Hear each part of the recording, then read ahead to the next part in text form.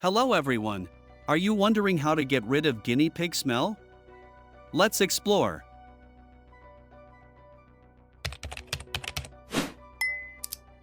Keeping guinea pigs odor-free involves regular cleaning and proper care. Start by cleaning their cage frequently. Spot clean daily by removing soiled bedding, uneaten food, and waste. Once a week, do a deep clean by emptying the entire cage, scrubbing it with mild soap and water, and replacing all bedding. Choose a high-quality, absorbent bedding material such as paper-based bedding or fleece liners.